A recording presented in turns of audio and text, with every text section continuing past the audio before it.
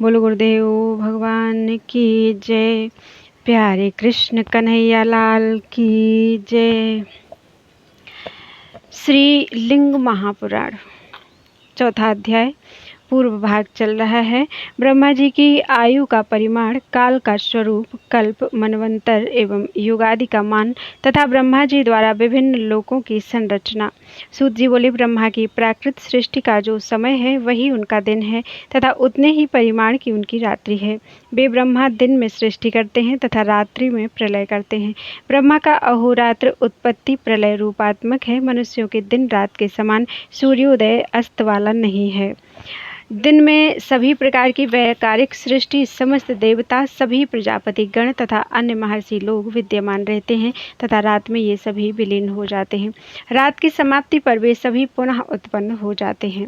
ब्रह्मा का एक दिन ही एक कल्प कहा जाता है तथा उसी प्रकार उनकी रात्रि भी एक कल्प के मान के तुल्य कही गई है। 1000 चतुर्युगी की अवधि में 14 मनु उत्पन्न होते हैं। हे विप्रो, सतयुग का काल 4000 दिव्य वर्षों का है और उस सतयुग के 400 वर्षों की संध्या तथा संध्यांश होते हैं। उसी प्रकार क्रम से त्रेता युग की संध्या 300 वर्ष की, द्वापर की संध्या 200 वर्ष की तथा कलयुग की संध्या 100 वर्ष की होती है। इस प्रकार शतयुग के संध्यांशक को छोड़कर अन्य 3 युगों के कुल संध्यांशक 600 वर्ष के होते हैं तथा इन त्रेता, द्वापर और कली के संध्यांशक को छोड़कर इनका नियत समय क्रमशः 3000, 2000 तथा 1000 वर्षों का होता है।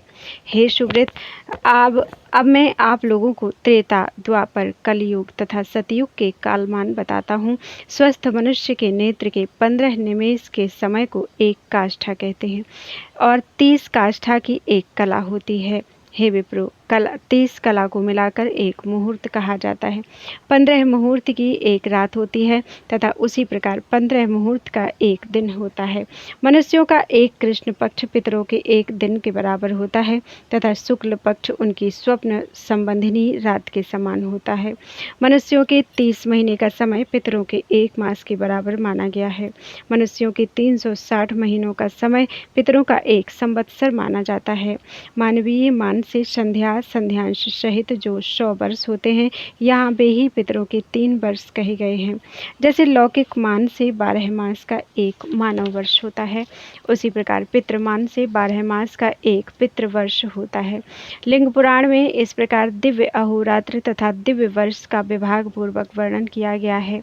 सूर्य का उत्तर की ओर संक्रमण, उत्तरायण सूर्य का मकर राशि से मिथुन राशि तक ही देवताओं का दिवस तथा सूर्य का दक्षिण की ओर संक्रमण, दक्षिणायन कर्क राशि से धनु राशि तक ही देवों की रात्रि होती है।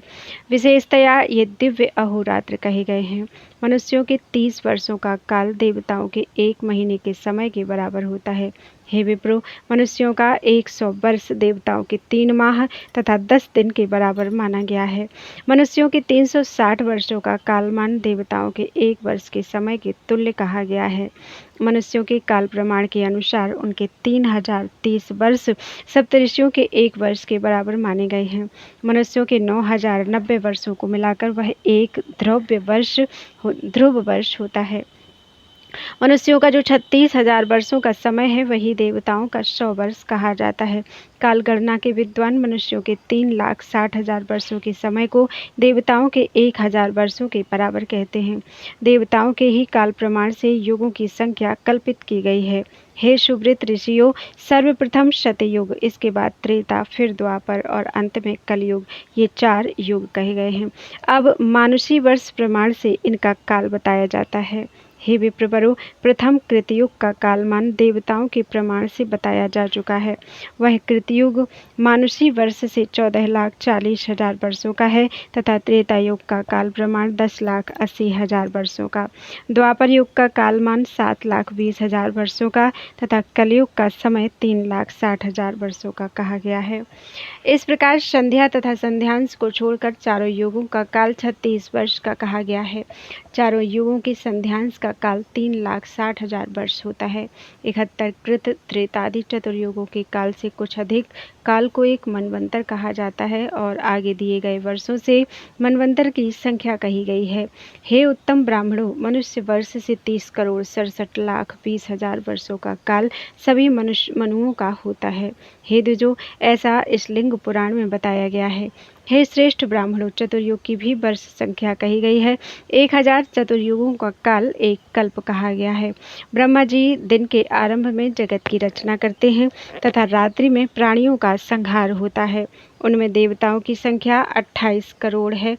यह संख्या मनवंतरों में 392 करोड़ होती है। हे ब्राह्मणों, कल्प व्यतीत होने पर यह संख्या 78,000 होती है। प्रलय काल उपस्थित होने पर कल्प के अंत में विद्यमान देवताओं को छोड़कर महरलोक में निवास करने वाले लोग जनलोक में चले जाते हैं। आधे दिव्य देवकल्प की वर्ष संख्या 2,862 करोड़ 70 लाख है। इसी से कल्प की संख्या ज्ञात होती है। 1000 कल्पों का काल ही ब्रह्मा जी का एक वर्ष है। ब्रह्मा के 8,000 वर्षों का काल ब्रह्मा का एक युग होता है। सभी देवों के उत्पत्तिकर्ता ब्रह्मा का 1000 युग विष्णु के एक दिन के बराबर होता है। विष्णु के 9000 दिनों का समय कालात्मा प्रभु ब्रह्म स्वरूप रुद्र के एक दिन का समय कहा गया है। हे मुनिश्रेष्ठो, भवोद्भव तप भव्य रंभ क्रतु ऋतु बहनी हव्यवाह सावित्र शुद्ध उशिक कुशिक गांधार ऋषभ सडज मज्जालीय मध्यम बैराज निषाद मुख्य मेघवाहन पंचम चित्रक आकुति ज्ञान मन सुदर्श ब्रह्म श्वेत लोहित रक्त पीतवासा अशित एवं सर्वरूपक, ये 33 संख्या वाले कल्प उस अव्यक्त जन्मा ब्रह्मा के होते हैं। हे मुनिश्रेष्ठों, इस प्रकार ब्रह्मा के दिन रात में हजारों करोड़ कल्प बीत गए तथा शेष अभी व्यतीत होंगे। महाप्रलय के समय संपूर्ण सृष्टि का लय हो जाता है और पश्चात शिव की आज्ञा से प्रलय का भी प्रलय हो जाता है। इस प्रकार सबका प्रलय हो जाने पर तथा प्रकृति के परमात्मा में स्थित हो जाने पर केवल प्रधान प्रकृति तथा पुरुष, ये दो ही रह जाते हैं। हे विप्रो, इस प्रकार गुणों की ही विषमता से सृष्टि तथा गुणों के ही साम्य से प्रलय होते हैं और उन दोनों का हेतु वे ही महेश्वर हैं। उन देवाधिदेव ने अपनी लीला से इस प्रकार की असंख्य सृष्टि की है। वे सर्ग प्रधान से अनवधिष्ठित होते हैं। इस प्रकार असंख्य कल्प अनगिनत पितामह तथा असंख्य विष्णु उत्पन्न होते हैं, किंतु वे महेश्वर मात्र एक हैं। प्रकृति अपनी लीला से प्राकृत सर्ग की रचना करती है और उस परमात्मा की वृत्ति 3 प्रकार के गुणों वाली है। उस अप्राकृत का अपना न कोई आदि है, न मध्य है और न अंत ही है। ब्रह्मा की आयु 2 परार्ध है। उस ब्रह्मा के द्वारा दिन में जो भी सृजित होता है वह सब कुछ रात में नष्ट हो जाता है। भुवः स्वः महः ये लोक नष्ट हो जाते हैं, किंतु इनसे ऊपर के लोकों का नाश नहीं होता है। समस्त चर अचर के अनंत समुद्र में विनष्ट हो जाने पर रात्रि में ब्रह्मा जी उसी जलराशि में शयन करते हैं, इसीलिए उन्हें नारायण कहा जाता है। प्रलयकालीन रात के बीतने पर ब्रह्मवेत्ताओं में श्रेष्ठ ब्रह्मा जी उठे और चराचर जगत को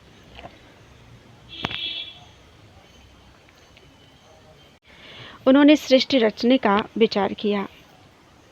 उन सनातन ब्रह्मा ने 12 का रूप धारण करके जल में डूबी हुई पृथ्वी को निकालकर उसे पुनः पूर्व की भांति स्थापित कर दिया और उस पर नदी नद तथा समुद्रों को उन प्रभु ने पूर्व की भांति पुनः कर दिया।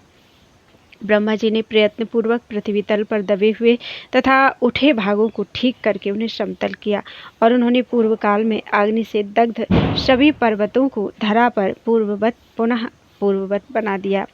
इस प्रकार भगवान ब्रह्मा ने जब भू आदि चारों लोकों की पूर्व की भांति रचना कर ली, तब उन सृष्टिकर्ता ने पुनः सृष्टि करने का विचार किया।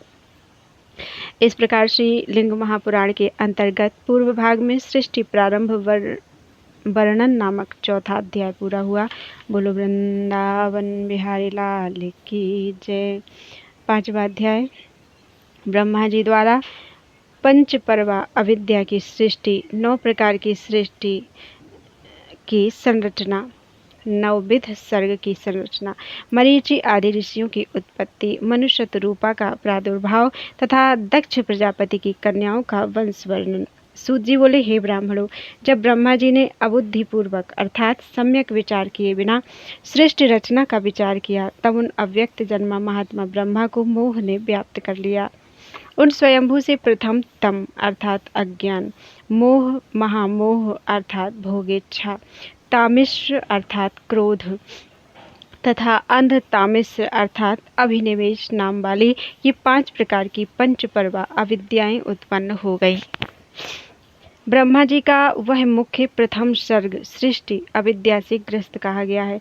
तब उन्होंने इस प्रथम सर्ग को सृष्टि विस्तार का असाधक मानकर वृक्षादि रूप वृक्ष, गुल्म, लता, बीरूद, तृण रूप 5 प्रकार का सर्ग मुख्य सर्ग का सृजन किया। तदनंतर ध्यान पूर्वक मनन करते हुए उन ब्रह्मा जी का कंठ चिंतन त्रिगुणात्मक सत्व, रज तथा तमोगुण से युक्त हो गया। पहले उन महात्मा ब्रह्मा ने तिर्यक स्रोत पशु आदि उत्पन्न किए। तत्पश्चात उन्होंने ऊर्ध्व स्रोत की रचना की, जो सात्विक रूप कहा गया। इसके अनंतर अर्वाक स्रोत मनुष्य आदि, पुनः सत्व तम प्रधान अनुग्रह सर्ग, तदुपरांत भूतादिकों का सर्ग रचा गया। ब्रह्मा जी द्वारा रचित पहला सर्ग महत्त्वादि का है, दूसरा भौतिक सर्ग है जो भूत तन मात्राओं का है, तीसरा इंद्रिय सर्ग है। ये बुद्धिपूर्वक उत्पन्न हुए 3 सर्ग प्राकृत सर्ग हैं और चौथा मुख्य सर्ग वृक्ष आदि का कहा जाता है। तिर्यक योनि वाले पशु पक्षियों वाला सर्ग 5वां सर्ग है तथा छठा देवताओं की सृष्टि वाला देव सर्ग कहा जाता है। 7वां सर्ग मनुष्यों का, 8वां अनुग्रह सर्ग, 9वां कौमार सर्ग कहा जाता है। हे विप्रो, प्राकृत तथा वैकृत ये ही 9 सर्ग हैं, जिनमें प्रारंभ के 3 सर्ग प्राकृत हैं तथा 5 सर्ग वैकृत हैं तथा 9वां कौमार सर्ग प्राकृत तथा वैकृत दोनों है। तदुपरांत भगवान ब्रह्मा ने सनक, सनंदन तथा सनातन एवं सनत कुमार मुनि उत्पन्न किए। ये श्रेष्ठ मुनिगण निष्काम कर्मयोग से परम पद को प्राप्त हुए। तत्पश्चात उन्होंने अपनी योग विद्या से मरीचि, भृगु, अंगिरा, पुलस्त्य, पुलह, क्रतु, दक्ष, अत्रि तथा वशिष्ठ इन ऋषियों को उत्पन्न किया। हे श्रेष्ठ ब्राह्मणों, ब्रह्मा जी के ये 9 मानस पुत्र ब्रह्म को जानने वाले थे। ये ब्रह्मवादी ऋषि ब्रह्मा के ही तुल्य कहे गए हैं। संकल्प, धर्म तथा अधर्म भी उत्पन्न हुए। इस प्रकार उन अव्यक्त जन्मा ब्रह्मा की ये 12 संतानें कहलाएं। उन सनातन ब्रह्मा ने आदि में ऋभु तथा सनत कुमार को उत्पन्न किया था। अग्रजन्मा वे दोनों दिव्य पुत्र नैष्ठिक ब्रह्मचारी, ब्रह्मवादी, सर्वज्ञ, सर्वत्र व्याप्त रहने वाले तथा ब्रह्मा के ही समान थे।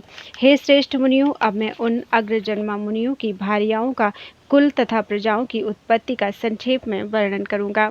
भगवान ब्रह्मा ने स्वयंभुव मनु तथा रानी शतरूपा का सृजन किया। उस अयोनिजा तथा पुण्यशालिनी रानी शतरूपा ने स्वयंभुव मनु से 2 पुत्र एवं 2 कन्याएं उत्पन्न की। उनमें बुद्धि संपन्न प्रियव्रत ज्येष्ठ तथा उत्तानपाद कनिष्ठ पुत्र थे। श्रेष्ठ गुणों वाली आकुति ज्येष्ठ तथा प्रसूति छोटी कन्या थी। रुचि नामक प्रजापति ने आकुति को तथा दक्ष प्रजापति ने जगतधात्री योगमयी प्रसूति को भार्या के रूप में ग्रहण किया। आकुति ने दक्षिणा सहित यज्ञ नामक पुत्र को जन्म दिया और दक्षिणा ने दिव्य 12 कन्याओं को उत्पन्न किया।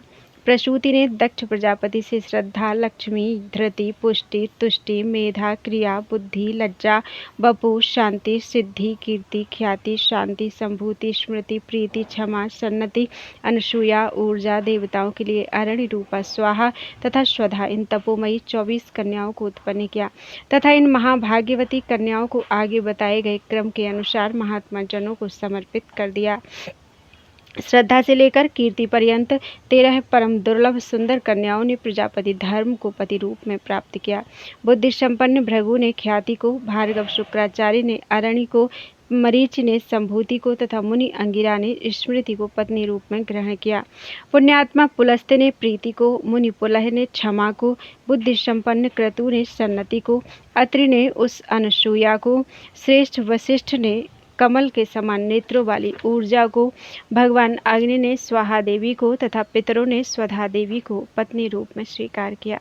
दक्ष प्रजापति की शिव संभवा मानसी पुत्री सती, जो संपूर्ण जगत को धारण करने वाली हैं, उन्होंने भगवान रुद्र को पति रूप में प्राप्त किया। सृष्टि के प्रारंभ में ब्रह्मा जी ने शिव जी को अर्धनारीश्वर देखकर कहा कि आप स्त्री पुरुष का विभाग कीजिए। तब शिव जी की देह से सती जी अलग हो गई। उन्हीं सती के अंश से 3 तीनों लोक में सभी स्त्रियों की उत्पत्ति हुई तथा 11 प्रकार के रुद्र भी उन शिव के अंश से उत्पन्न हैं। इस प्रकार संपूर्ण स्त्री जाति के रूप में वे सती जी तथा पुरुष जाति के रूप में नील लोहित शिव जी अधिष्ठित हैं। भगवान ब्रह्मा ने सुव्रता सती को देखकर पुनः दक्ष प्रजापति की ओर देखकर उनसे कहा कि ये सती हमारी, आपकी तथा संपूर्ण जगत की धात्री हैं, अतएव इनकी सेवा करो।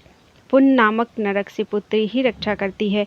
यहाँ पर ऐसी ही उक्ति है, यह परम सुंदरी एवं प्रशस्त तथा विश्व की जननी आपकी ही पुत्री है, अतएव अब से यह सती नाम से तुम्हारी पुत्री होगी। तत्पश्चात ब्रह्मा जी के ऐसा कहने पर दक्ष प्रजापति ने उनके आदेश से पुत्री रूप में प्राप्त उन साक्षात सती को आदर पूर्वक भगवान रुद्र को सौंप दिया। प्रजापति धर्म की श्रद्धा आदि जिन 13 पत्नियों का वर्णन किया जा चुका है, उनसे तथा धर्म से उत्पन्न उत्तम संतानों के विषय में अब मैं यथाक्रम कह रहा हूँ। हे उत्तम ब्राह्मणों, काम, दर्प, नियम, संतोष, लोभ, श्रुत, दंड, समय, महान द्युति संपन्न, बोध, अप्रमाद, विनय, व्यवसाय, क्षेम, सुख और यश, इन पुत्रों को उन 13 पत्नियों ने प्रजापति धर्म से उत्पन्न किया था। धर्म के 2 पुत्र दंड तथा समय उनकी क्रिया नामक पत्नी से उत्पन्न हुए और अप्रमाद तथा बोध नामक ये 2 पुत्र धर्म की बुद्धि नामक पत्नी से उत्पन्न हुए। इस प्रकार उन 13 पत्नियों से धर्म के ये 15 पुत्र उत्पन्न हुए। भृगु की पत्नी ख्याति ने श्री को जन्म दिया, जो भगवान विष्णु की परम प्रिया हुई, तथा धाता एवं विधाता नामक 2 पुत्र भी उत्पन्न हुए, जो मेरु पर्वत के जामाता बने। मरीच की प्रभूति नामक पत्नी ने पूर्णमास तथा मारीच नामक 2 पुत्रों तथा तुष्टि, दृष्टि, कृषि एवं अपचिति नामक 4 पुत्रियों को जन्म दिया। इनमें तुष्टि ज्येष्ठ थी। हे श्रेष्ठ मुनियों, क्षमा ने पुलह मुनि से कर्दम, बरियांश तथा सहिष्णु नामक 3 पुत्र तथा स्वर्ण सदृश कांति वाली और पृथ्वी के समान क्षमाशील पीवरी नाम की एक पुत्री को उत्पन्न किया था। पुलस्थ ऋषि ने अपनी प्रीति नामक पत्नी से दत्तोर्ण तथा वेदबाहु नामक पुत्रों तथा एक अन्य दृष्टद्वती नामक पुत्री को उत्पन्न किया। क्रतु की प्रिय पत्नी सन्नति ने 60,000 पुत्रों को उत्पन्न किया। वे सभी बालखिल्य नाम से प्रसिद्ध हुए। हे सुब्रतो, अंगिरा मुनि की पत्नी स्मृति से सिनी वाली कुहू, राका तथा अनुमति, इन 4 कन्याओं तथा प्रिय स्वभाव वाले कीर्तिमान पुत्र अग्नि की उत्पत्ति हुई। अत्रि की भार्या अनसूया ने 6 संततियों को जन्म दिया था। उसमें श्रुति नामधारिणी एक कन्या थी। सत्यनेत्र, मुनिर्भव्य, मूर्तिराप, सनेस्टर एवं सोम, ये 5 पुत्र हुए, जो आत्रेय कहलाए। सभी संतानों में श्रुति छठी थी। सुंदर नेत्रों वाली तथा पुत्रों के प्रति स्नेह भाव रखने वाली महिमामयी वशिष्ठ पत्नी ऊर्जा ने कमल के समान नेत्र वाले 7 पुत्र उत्पन्न किए। रज, सुहोत्र, बाहु, शवन, अनघ, सुतपा और शुक्र, ये 7 पुत्र मुनि वशिष्ठ से हुए। परम अभिमानी रुद्र रूप ब्रह्मा के पुत्र तथा प्रजाओं के प्राण स्वरूप जो भगवान अग्नि हैं, उनसे स्वाहा ने तीनों लोगों के कल्याणार्थ 3 पुत्र उत्पन्न किए। बोलो वृंदावन बिहारी लाल की जय। त्वदीयं वस्तु गोविंदं तुभ्यमेव समर्पयेत्।